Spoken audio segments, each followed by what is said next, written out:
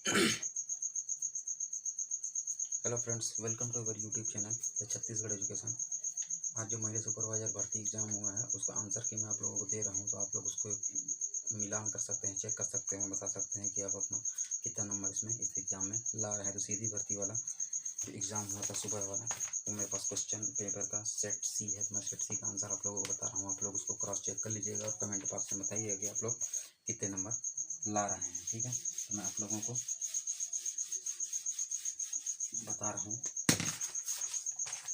तो शुरू करते हैं पार्ट 2 से। पार्ट 2 जो general mental aptitude and general knowledge का क्वेश्चन है उससे।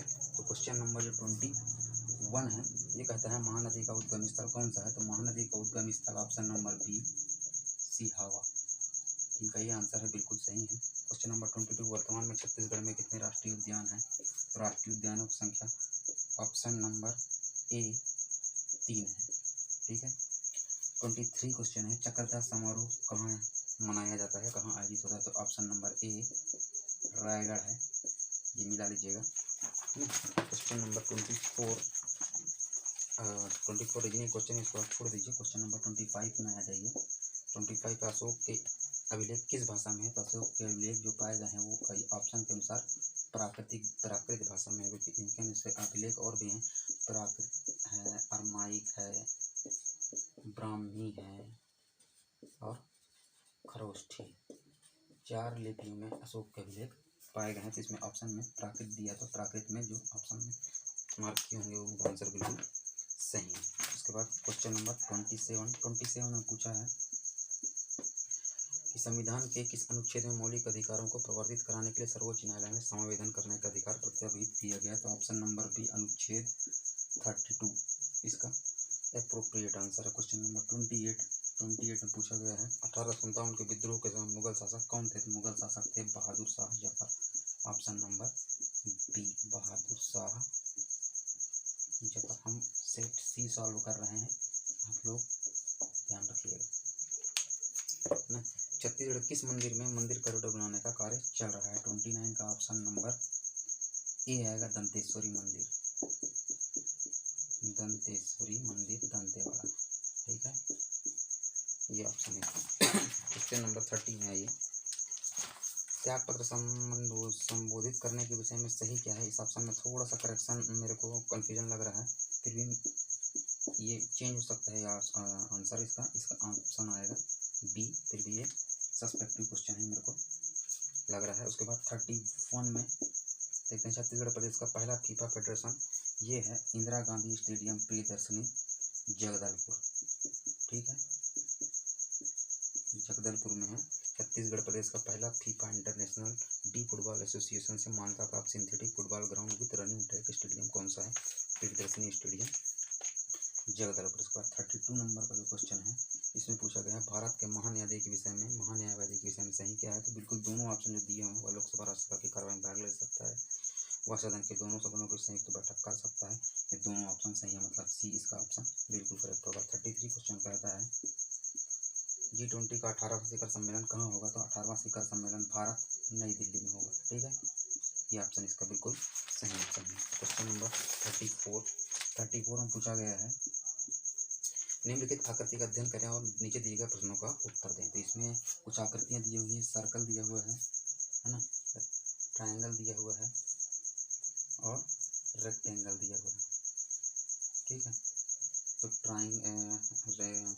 सर्कल विवाहित जनसंख्या को, ट्रायंगल दिया हुआ है अस्पताल में नर्स, हॉस्पिटल में नर्स, और रेक्टेंगल जो कहता है वो प्रशिक्षित नर्स है ना। इसमें मार्किंग कर दिए गए 3, 7, 1, 5, 6, 4 और 2। इसमें क्वेश्चन में पूछा है कि अस्पताल में प्रशिक्षित नर्सों को किस संख्या में दर्शाया गया, जो प्रशिक्षित भी हों, अविवाहित भी हों और नर्स भी हों। तो ये प्रशिक्षित भी है, अविवाहित भी है और नर्स भी है। तो इसका ऑप्शन नंबर डी 4 है। 34 नंबर का क्वेश्चन का आंसर आएगा डी 4। 35 नंबर का जो क्वेश्चन है डी 35 नंबर का जो क्वेश्चन है वो कहता है कौन घोषित करेगा कि लोकसभा का एक सदस्य विकृत चित्त का हो गया है। तो इसको घोषित करते हैं सक्षम न्यायालय, ऑप्शन नंबर डी। अब क्वेश्चन नंबर 36 में आइए। 36 में कहा गया छत्तीसगढ़ में सतनाम पंथ के संस्थापक कौन थे? तो सी गुरु घासीदास बाबा जी थे। घासीदास बाबा सतनाम पंथ के संस्थापक थे। उसके बाद क्वेश्चन नंबर 37 में आ जाइए। इंटरनेट का आविष्कार का श्रेय किसे जाता है? आविष्कार का श्रेय जाता है काहन और सर्फ को। काहन और सर्फ ऑप्शन नंबर ए बिल्कुल सही आंसर है इसका। 38 में जाइए आप लोग। 38 में भारतीय अर्थव्यवस्था के द्वितीय क्षेत्र में कौन सा सेक्टर शामिल नहीं है? तो द्वितीय क्षेत्र में विनिर्माण शामिल नहीं है, ऑप्शन नंबर ए, है ना। उसके बाद 39 क्वेश्चन में चलते हैं। 39 रीजनिंग है, रीजनिंग का क्वेश्चन छोड़ रहा हूँ मैं। 40 नंबर पे आइए। ऊनी कपड़े शरीर को गर्म रखते हैं क्योंकि, इसका ऑप्शन नंबर बी आंसर आएगा, क्योंकि ऊन ऊष्मा का कुचालक है, इसलिए यह ऊष्मा को बाहर जाने नहीं देता है, उसे अवशोषित करके रखता है। बी ऑप्शन इसका बिल्कुल करेक्ट है। क्वेश्चन नंबर 42 में आइए। 42 कहता है कि छत्तीसगढ़ सरकार द्वारा जूनियर वर्ग में उत्कृष्ट उपलब्धियों के फलस्वरूप दिए जाने वाले पुरस्कार हैं। तो शहीद कौशल यादव पुरस्कार ऑप्शन नंबर ए इसका सही आंसर होगा। उसके बाद आ जाइए क्वेश्चन नंबर 44 में। 44 में पूछा गया है कि भारत के लौह पुरुष के नाम से कौन प्रसिद्ध है? तो इसका option number D Sardar Vallabh भाई पटेल जी को लौह पुरुष कहा जाता है। ठीक है। क्वेश्चन नंबर 46 में आ जाइए। 46 में कहता है वीर नारायण सिंह कहाँ के जमींदार थे? तो वीर नारायण सिंह सोना खान के जमींदार थे, सोना खान।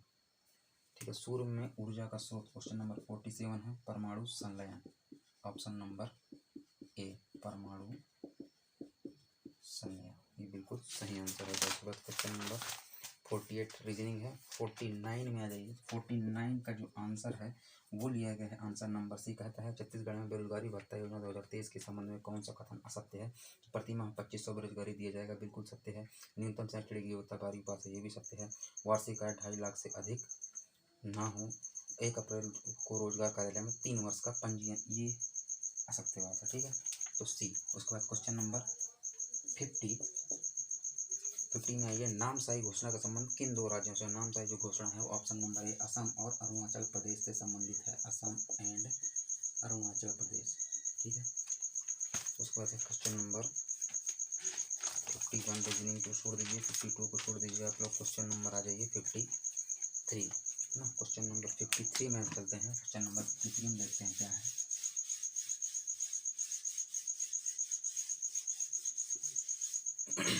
क्वेश्चन नंबर 53 है भारत में कौन सा क्षेत्र सबसे अधिक रोजगार प्रदान करता है? सबसे अधिक रोजगार प्रदान करता है कृषि, जो रोजगार का 50 से 60% भाग मेंटेन करता है। ओजोन परत को अवशोषित करती है। क्वेश्चन नंबर 54 कह रहा है, ये 53 का था। क्वेश्चन नंबर 54 कह रहा है कि ओजोन परत को किसको अवशोषित करती है? तो ओजोन परत ऑप्शन नंबर डी पराबैंगनी किरण को, पराबैंगनी, ठीक है, जो विकिरण होती है उसको। उसके बाद आ जाइए 56 में कहता है सूडान में गृहीत के दौरान भारतीय समुदाय के लोगों को बाहर निकालने के लिए कौन सा अभियान चलाया गया था? तो option number A operation Kaveri नाम से एक अभियान चला था, इसमें भारतीयों को वहां से बचाकर लाया गया था। 57 वर्तमान में भारत की कौन सी पंचवर्षीय योजना चल रही है? अभी वर्तमान में कोई भी पंचवर्षीय योजना भारत में लागू नहीं है, ये चीज़ याद रखिएगा। 13वीं पंचवर्षीय योजना जो किए होंगे उनका आंसर बिल्कुल गलत हो जाएगा। उसके बाद क्वेश्चन नंबर 60 सतत विकास लक्ष्य के लिए कितने लक्ष्य निर्धारित किए हैं? क्वेश्चन नंबर 60 का जो आंसर है वो 17 लक्ष्य यहाँ पर निर्धारित किए गए हैं, ऑप्शन नंबर सी इसका बिल्कुल करेक्ट आंसर है। इसके बाद आ जाइए सामान्य हिंदी पार्ट 3 है ना। पार्ट 3 में जो क्वेश्चन नंबर 61 है वो कहता है अनुनासिक चिन्ह का प्रयोग। अनुनासिक मतलब जो मुंह और नाक से बोला जाता है उसको अनुनासिक कहते हैं। तो इसमें ऑप्शन नंबर बी हंस, क्योंकि उसमें चंद्र बिंदु का मात्रा लगा हुआ है, इसलिए ऑप्शन नंबर बी बिल्कुल सही होगा। क्वेश्चन नंबर 62 में ये जिन शब्दों के खंड सार्थक न हो उन्हें कहते हैं, ऑप्शन नंबर सी रूढ़ शब्द। कौन सा शब्द कहते हैं? रूढ़ शब्द कहा जाता है। क्वेश्चन नंबर 63 में आइए। 63 में कहता है आंखों के सामने के लिए एक शब्द प्रयुक्त कर सकते हैं, जो आंख के सामने हो उसको कहा जाता है प्रत्यक्ष। तो ये ऑप्शन नंबर सी होगा। उसके बाद क्वेश्चन नंबर 64 में आइए। परिमाण बोधक मतलब जिसे मात्रा बताया जा रहा है, तो इसमें ऑप्शन नंबर सी 10 हाथ जगह, 10 हाथ जगह, ये इसका आंसर होगा। 65 में आ जाएगा। 65 कहता है वह शब्दांश जो किसी शब्द के पहले आकर उसका विशेष अर्थ प्रकट करता है उसको कहते हैं उपसर्ग। जो पहले जुड़ता है उसको उपसर्ग और जो बाद में जुड़ता है उसको प्रत्यय। ठीक। क्वेश्चन नंबर 66 कह रहा है तद्भव स्त्रीलिंग शब्द है, तो तद्भव स्त्रीलिंग शब्द है यहाँ पर क्वेश्चन ऑप्शन नंबर ए रोटी। ठीक है, 66 हो गया। अब क्वेश्चन नंबर 67 अशुद्ध वाक्य। अशुद्ध वाक्य में क्या है, देखिए मैं आप पर श्रद्धा करता हूँ, पहला ही वाक्य शुद्ध है, किसी पर श्रद्धा किया नहीं जाता, किसी पर श्रद्धा रखा जाता है। मैं आप पर श्रद्धा रखता हूँ, तो इसका ऑप्शन नंबर ए इसका आंसर होगा, यही अशुद्ध वाक्य है। ठीक है, 68 नंबर का देख लेते हैं। मैं अपन काम ला अपन आप कर लूँ मैं सर्वनाम है, अपने आप के बारे में बात कर रहे हैं, मानिए ये निजवाचक सर्वनाम है, ऑप्शन नंबर बी है इसका आंसर। ठीक है, 68 हो गया। 69 पे देखते हैं क्या बोलता है। 69 में है यह कोई नया काम नहीं है। कोई आ गया है, मतलब यहाँ पर अनिश्चयवाचक हो गया है। कोई वर्ड अनिश्चयवाचक को सूचित करता है, अनिश्चयवाचक होगा ये। 70 नंबर को देखते हैं। 70 नंबर में कहता है प्रत्यक्ष का विलोमार्थी है। प्रत्यक्ष का विलोमार्थी होता है परोक्ष, जो कि ऑप्शन नंबर ए में दिया गया है। समूहवाचक संज्ञा क्या है। समूह मतलब जिसमें लोगों का झुंड हो, भीड़ हो, इकट्ठा हो, ऐसे लोगों को समूह कहते हैं। तो ऑप्शन नंबर डी में दिया हुआ है क्या, गिरोह, ये समूहवाचक संज्ञा है। 72 में कहता है कि वह आए तो मैं जाऊं में भविष्य काल का कौन सा है। वह आए तो मैं जाऊं मतलब यहाँ पर कुछ कारण छिपा हुआ है, इसलिए ऑप्शन नंबर सी हेतुमद होगा। हेतुमद भविष्य काल होगा। ठीक है, क्वेश्चन नंबर 72 आप लोग देख लीजिएगा। 73 में देखते हैं बात करना के छत्तीसगढ़ी पर्यायवाची हुई। बात करना को बोलते हैं ओझियाना, जो कि ये ऑप्शन नंबर बी में दिया हुआ है। क्वेश्चन नंबर 74 देखते हैं। क्वेश्चन नंबर 74 में बोल रहा है दांत काटी रोटी। दांत काटी रोटी माने जो बहुत अधिक गहरा हो, जिससे रिलेशन संबंध गहरा हो या गहरी दोस्ती, तो ऑप्शन नंबर सी में दिया हुआ है गहरी दोस्ती, जिसका आंसर है बिल्कुल सही आंसर होगा। 75 नंबर में पूछा गया छत्तीसगढ़ी ओंगना शब्द का प्रयोग होता है। तो ओंगना शब्द दो लिए मतलब गाड़ी में तेल डालने के लिए किया जाता है, ऑप्शन नंबर ए। इसमें कंफ्यूजन है, ऑप्शन नंबर बी भी आ सकता है। तो ये सब्जेक्टिव क्वेश्चन है, देख लीजिएगा। अब आते हैं इंग्लिश में। English question number 76।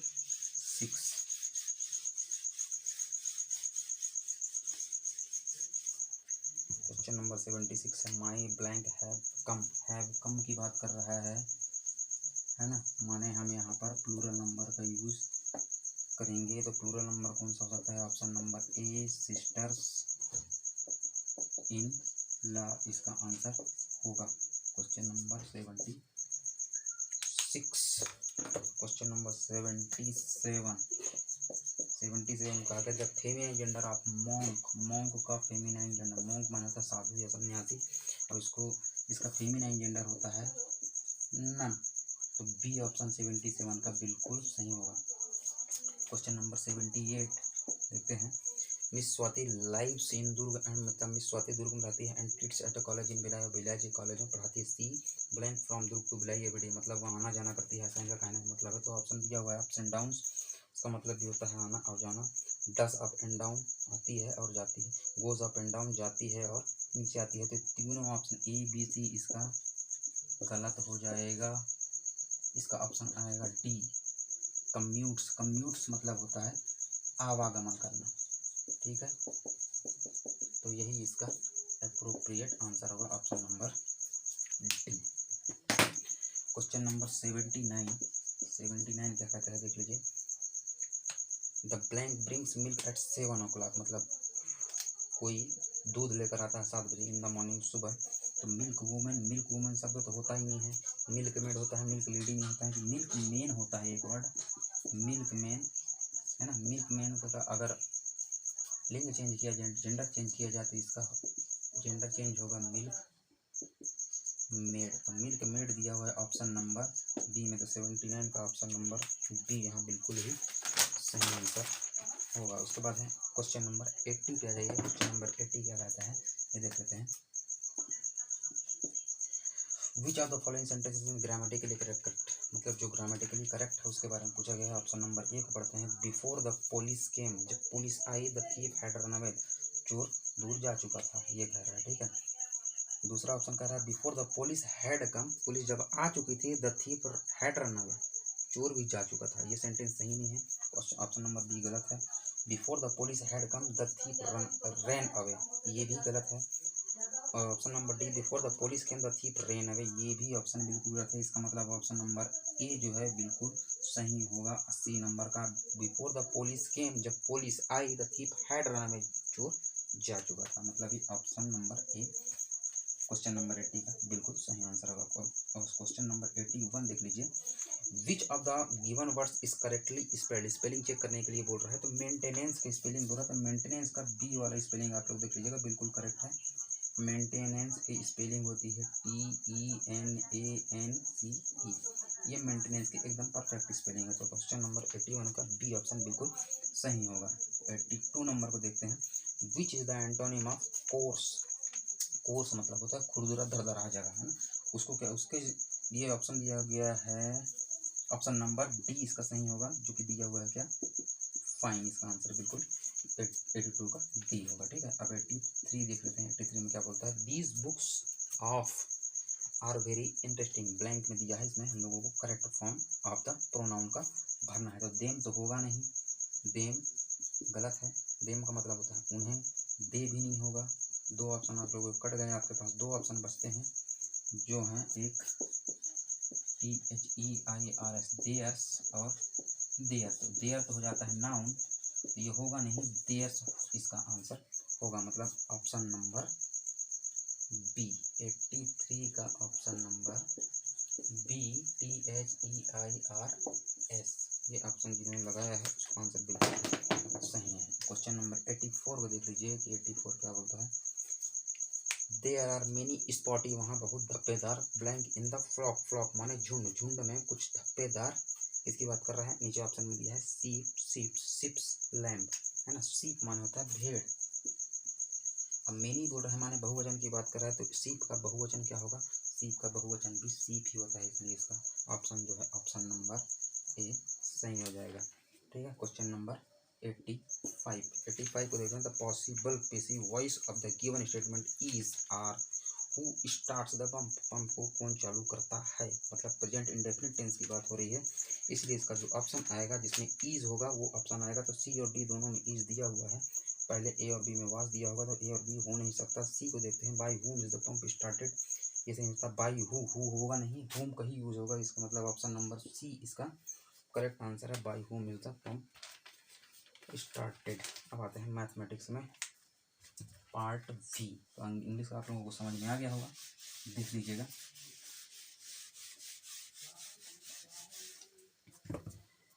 अब इसमें दिया है 86 में रेशियो एंड प्रोपोर्शन क्वेश्चन है। 4:9, 12:x, देन x की वैल्यू फाइंड करना है आपको। 4/9 बराबर 12/x, तो इसको सॉल्व करेंगे। x बराबर 12 × 9/4, 1 4 3 12 3 नियम 27, मतलब ऑप्शन नंबर डी 86 का option number D correct answer इसका होगा। 87 को आप लोग देख लीजिए। 12 संख्याओं का औसत 15 है।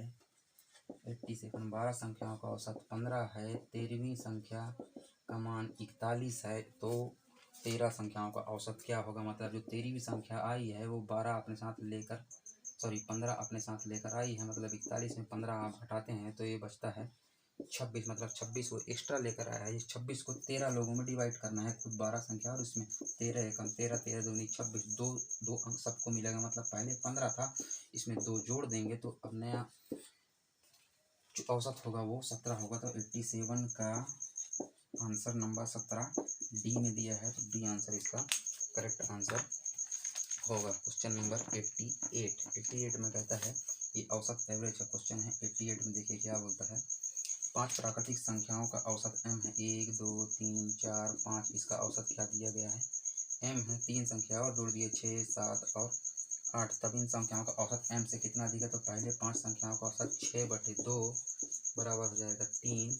अब 8 संख्याओं का औसत 1 + 8, 8 + 1/2 माने 9/2 बराबर हो जाएगा 4.5। तो 3 से कितना ज़्यादा है, 1.5 ज़्यादा है, मतलब 88 का भी डी ऑप्शन 1.5 इसका सही होगा। ठीक है, क्वेश्चन नंबर 89, क्वेश्चन नंबर 89 को आप लोग देख लीजिए। 89 में बोलता है यदि तेल का मूल्य 90% बढ़ गया, 90% मतलब होता है 90% बढ़ गया, तो बताइए तेल का कितना प्रतिशत कम कर दिया है। 90% को हम बोल सकते हैं 90/100 माने 9/10। बढ़ रहा है तो 9/10। अब हमको क्या करना है, कितने प्रतिशत कम करना है, जैसे खर्चा बराबर ना हो, यहाँ प्लस है तो यहाँ माइनस कर देंगे। 9 ऊपर में है तो 9 कर दिए, 10 और 9 19। तो हमको 9/19% हमको कम करना है। इसको प्रतिशत में बदलना है तो 9/19 इंटू 100% में आप कर देंगे तो ये हो जाएगा 900%/19। तो 19 चौके 76, 76 बचा 14 तो हो जाएगा 140, 19 सत्तर 133, 7/19% इसका आंसर आएगा, जो कि ऑप्शन नंबर बी में दिया हुआ है। 89 का ऑप्शन नंबर बी है। ठीक है। क्वेश्चन नंबर 90 में कहता है एक वस्तु को खरीदता है, बी को 20% की हानि पर बेचता है, बी उस वस्तु को सी को 20% लाभ पर बेचता है, सी वस्तु को 480 रुपये में खरीदता है। ए ने वस्तु को किस दाम पर खरीदा था। इसका आंसर आएगा ए ने वस्तु को 500 रुपये में खरीदा था। क्वेश्चन नंबर 91 ये सस्पेक्टिव लग रहा है, इसको छोड़ दे रहा हूँ मैं। क्वेश्चन नंबर 92 को देख लीजिए आप लोग।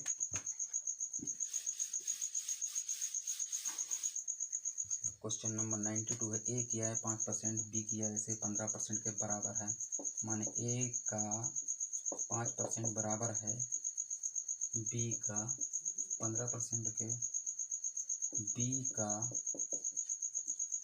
10% बराबर है, सी का 20%। तो सी की आय दिया है कितना 2000, तो इसका 20% निकालेंगे हम तो हो जाएगा 2 दूनी 4, 400 बराबर है बी का 10% से, मतलब 10%। बी का बराबर कितना है 400, तो बी का 1% बराबर हो जाएगा 40। तो बी का 100% बराबर हो जाएगा क्या 4000 रुपये। बी क्या है 2000 रुपये, सी किया तो 4 + 2 6000 रुपये बी और सी किया है हो गया। अब हमको निकालना है क्या ए किया है, तो बी का 15%, तो 4000 का 15% निकालिए आप 15/100, 15 चौक 60, 600 रुपये है। तो ये ए का 5% है ना, ए का 5% है। तो ये 1% कितना होगा 5 एकम 5, 5 दूनी 10, 120, 1% बराबर 120। तो 100% बराबर होगा 12,000। तो ए की आय 12,000 और बी और सी की आय 6,000। तो टोटल हो जाएगा हमारा आय 12 × 6 = 18,000। ऑप्शन नंबर सी ये इसका आंसर होगा। साधारण ब्याज की दर से 93 वाला क्वेश्चन देख लीजिए। इसमें 18,000 आंसर आएगा। साधारण ब्याज की दर से कोई धन 16 वर्षों में 2 गुना हो जाएगा। ऑप्शन नंबर ए 5.25 में नहीं होगा, बी 4.80 में नहीं होगा, सी बराबर 6.5% में नहीं होगा, डी में भी 6.25 में नहीं होगा। अब ये नहीं होगा, क्यों नहीं होगा मैं आप लोगों को बता रहा हूँ, क्योंकि 12.5% की दर से अगर कोई धनराशि है वो 16 वर्षों में 2 गुनी होती है। कैसे होती है ये मैं आपको दिखा दे रहा हूँ। 12 सही 1/2 प्रतिशत को हम अगर लिखते हैं तो ये होता है 25/2 इंटू 1/100। 25 से कम 25, 2500 के 100 तो ये जाएगा 1/8। 12.5% को हम फ्रैक्शन में बदलते हैं तो उसका वैल्यू आता है कितना 1/8। अब ये 8 मूलधन है और ये ब्याज है, तो इसका डबल करना है, मतलब 16। ठीक है, 16 वर्षों में ये मूलधन डबल हो जाता है। 16 वर्षों में ये 16 होगा, तो हमको 16 वर्ष ही लगेंगे। कितने परसेंट दर पर 12 सही 1/2, मतलब यह 12.5। इसलिए चारों ऑप्शन गलत है, ये ऑप्शन विलोपित हो सकता है। ठीक है, अब क्वेश्चन नंबर 94 देख लीजिए आप लोग। 94 में क्या बोलता है 94 में बोलता है 2 की पावर 1.5 × 2 की पावर 0.5 का अनुपात बराबर है ना। तो इसको बटे कर दिया 1.5, 0.5 जब आधार सेम है तो 2 की पावर 1.5 माइनस 0.5 = 2 की पावर हो जाएगा 1। 2 की पावर 1 का वैल्यू होता है 2 और 2 को हम लिखते हैं 1/2। तो इसका रेशियो जो आएगा b बराबर 2:1। ये ऑप्शन बी इसका करेक्ट आंसर होगा।